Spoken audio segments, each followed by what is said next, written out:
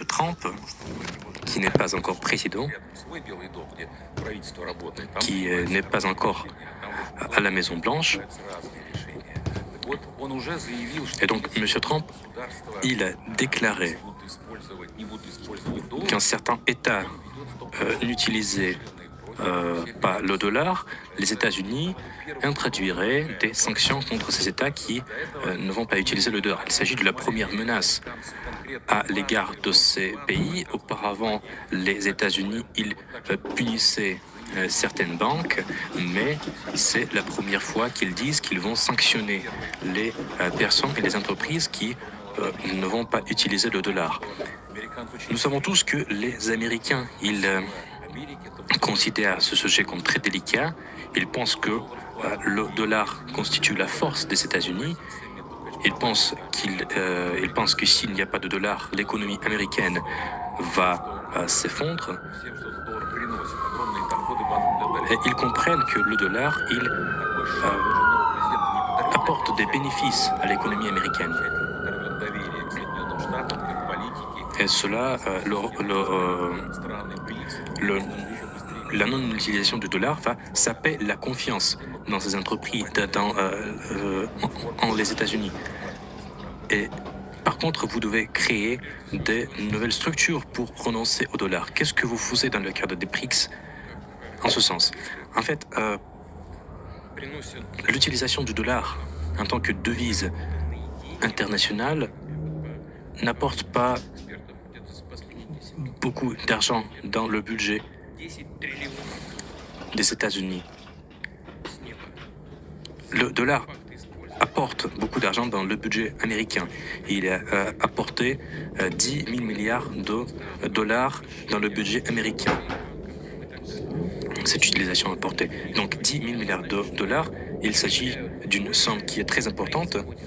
Et donc cela veut dire que les Américains, ils consomment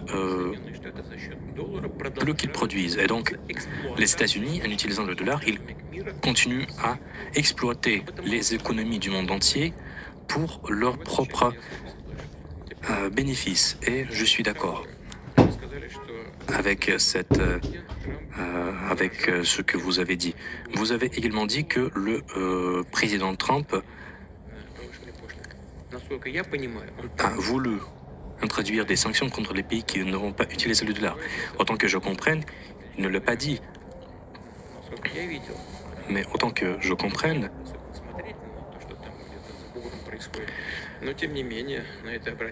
j'ai entendu cela. Il a dit que si certains pays ne vont pas utiliser le dollar, M. Trump va réagir. Ce sont deux choses différentes. Il n'a pas dit punir, il a dit réagir. Et donc, c'est la deuxième chose. Et troisièmement, M. Trump, qui sera président, il n'était pas président à la Maison-Blanche ces 4 dernières années. Et pendant ce temps, il y a eu des changements significatifs dans l'économie mondiale et dans l'économie américaine. Et le gouvernement américain a fait beaucoup pour saper le rôle du dollar en tant que devise internationale. Ils l'ont fait par leurs propres mains et ils l'ont fait en utilisant le dollar en tant que moyen de lutte armée. Ils ont utilisé le dollar pour nuire aux intérêts de certains pays que le gouvernement américain considère comme des ennemis. Ils ont commencé à introduire des restrictions et compte tenu du fait que le rôle américain dans l'économie mondiale se réduit, l'influence du dollar se diminue et se réduit également, et ils vont utiliser par conséquent d'autres moyens. Qui veut utiliser le dollar? Qui veut interdire l'utilisation du dollar? Personne. Pourquoi et qui peut interdire l'utilisation de technologies numériques? Personne. Pourquoi? Parce que ces instruments vont se développer, parce que tout le monde veut réduire les dépenses, parce que tout le monde veut augmenter la confiance.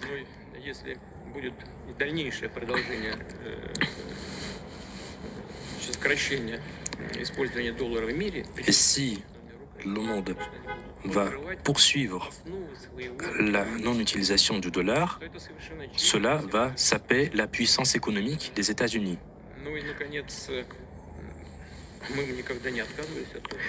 Et nous n'avons jamais renoncé au dollar.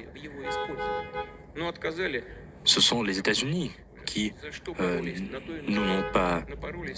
nous ont pas permis d'utiliser le dollar.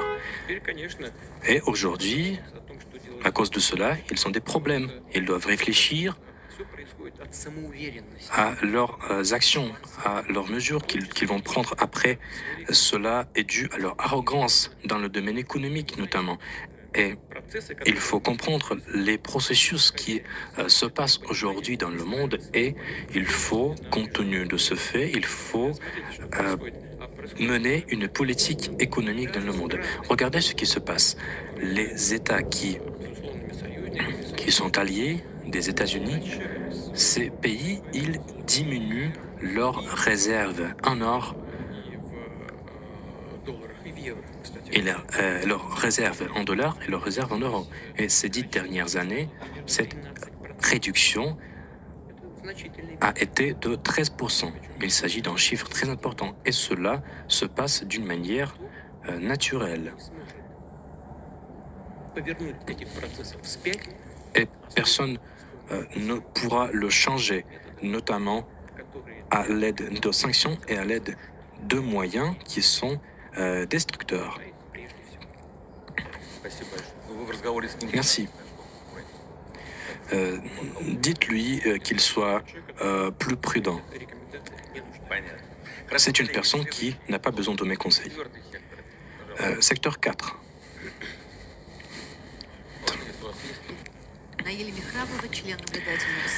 Naïlia Mikhabovna, je représente l'Azerbaïdjan. Monsieur le Président, merci pour votre discours. Merci d'être avec nous aujourd'hui. À votre avis, quelles sont les perspectives de l'utilisation du potentiel des BRICS pour créer une infrastructure numérique moderne? Est-il possible, dans ce contexte-là, de créer un système de paiement international? Monsieur le Président, est-ce que les personnes qui développent un tel système peuvent bénéficier de votre soutien? C'est un sujet qui est très intéressant. Nos collègues des BRICS, ils attachent une importance particulière à ce sujet.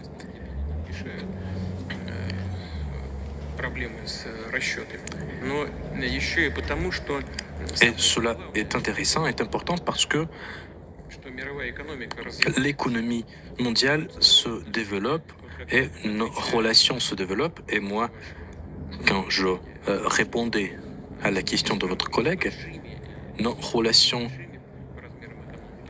avec plusieurs économies se développent, le nombre de partenaires augmente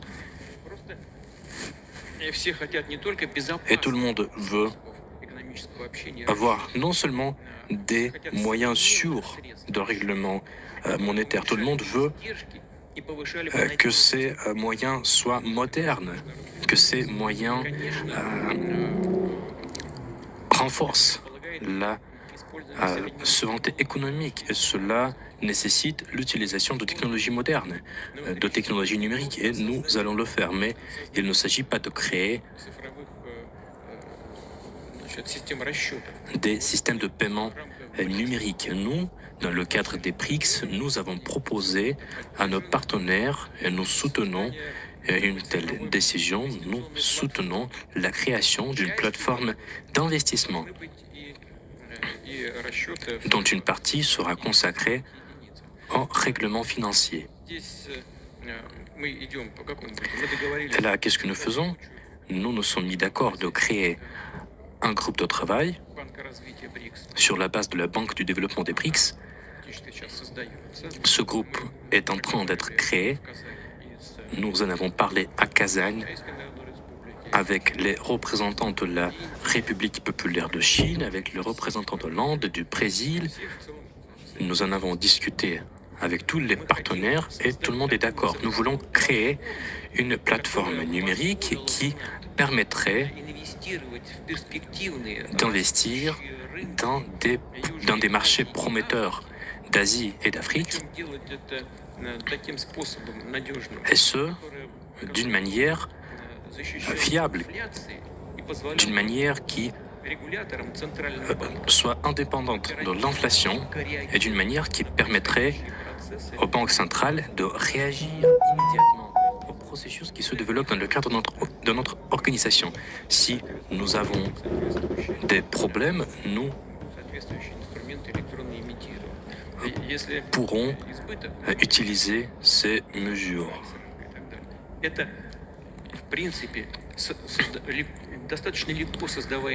Et en fait, c'est un instrument qui est facile à créer, mais il faut parler des modalités de sa création, il faut parler des investissements dans tel ou tel projet. Et à mon avis, cela serait très intéressant, non seulement pour les pays qui vont créer un tel instrument, mais pour les pays qui vont utiliser cet instrument. Les marchés en développement d'Afrique, d'Amérique latine, ils ont besoin de ces investissements. Et si nous trouvons des projets qui sont intéressants, si nous investissons dans ces projets, si nous avons de bons fruits, cet instrument sera prometteur et très efficace. Et nous